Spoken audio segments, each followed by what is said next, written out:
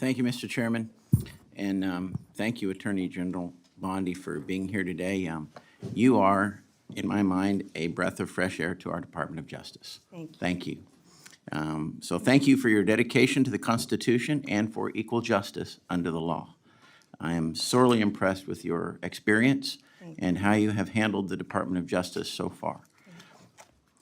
As we all know, under the Biden-Harris administration, the Department of Justice, FBI, and ATF were dangerously weaponized to target President Trump and everyday Americans, tactics more fitting of an authoritarian regime than a constitutional republic. From politically persecuting President Trump, then President Biden's chief political rival, to going after pro-life advocates like Mark Houck, the actions of the Attorney General Garland, Director Wray, and the DOJ leadership were unacceptable and unconstitutional, in my opinion. That's why I was very encouraged to see the President's FY26 budget commit to ending the weaponization within the Department of Justice and the FBI. And so, can you elaborate for me, how has the Trump administration's DOJ shifted away from politically motivated investigations and refocused on its core mission, prosecuting the most dangerous criminals? And you mentioned that a little bit in your opening remarks. So if you can focus on the moving away part, I'd appreciate it. Yeah, thank you, Congressman Clyde, and thank you for that. And also, our budget includes $1.2 billion and 2,444 agents for ATF. And those agents will be on the street with DEA. And thank you for letting me answer that question. Yes, ma'am. And we are prioritizing resources addressing illegal firearms and traffickers, and we will reduce unnecessary regulatory efforts, including what I just said about the weaponization. That's how ATF, I believe, was weaponized in the prior administration. Also, they were arresting peaceful protesters, the Biden administration, at abortion facilities. No longer. They targeted Catholics at church services. No longer. No longer will parents be arrested at school board meetings because they care about their children. That has ended under this department. That's why Donald Trump won the popular vote and the Electoral College by overwhelming margins. He made that crystal clear, and that's what's happening now in our country. That weaponization has ended. These ATF agents will be on the street fighting drugs. I have been a career prosecutor. ATF has taken thousands of guns off the streets since January 20th, working hand in hand with DEA. Drugs and guns go together. Core function, no more targeting and weaponizing our citizens by any of the agencies. Thank you. Thank you for that Congressman. commitment. Thank you. I was delighted to see that the Department of Justice's fiscal year 26 budget also included a dedicated fund for a firearm rights restoration initiative.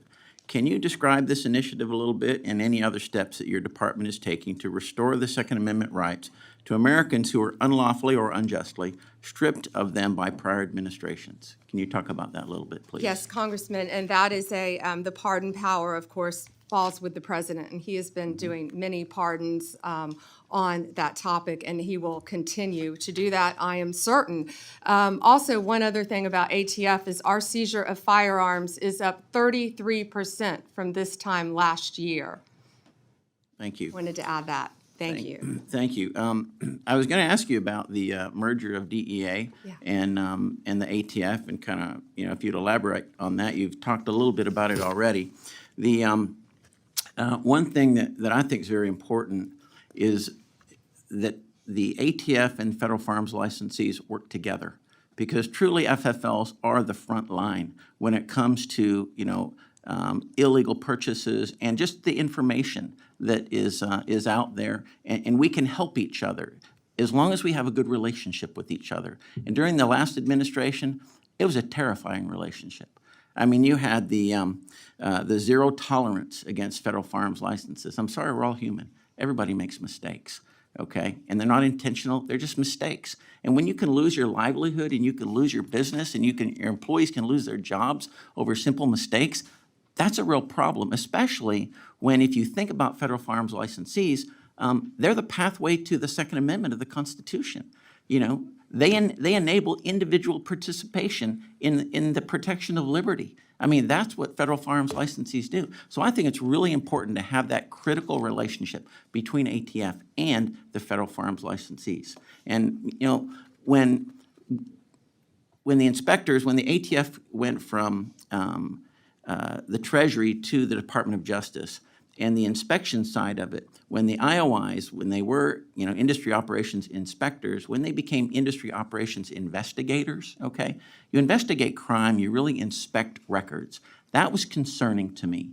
So my thought was maybe we could move the IOIs to the Department of Commerce, but just would get your thought on that. Yeah, and Congressman, that's the first time I've heard about that. I would love to meet with you and learn more Great. about that. I look But forward thank you to it. for asking about the ATF-DEA merger. You know, in the world in which we live, bureaucracy has been around for a very long time.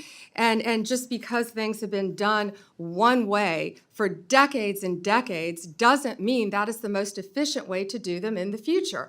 And that I'm a career prosecutor. I care about ATF. I went to ATF's memorial service. We are doing everything we can to put those ATF agents on the street where they want to be.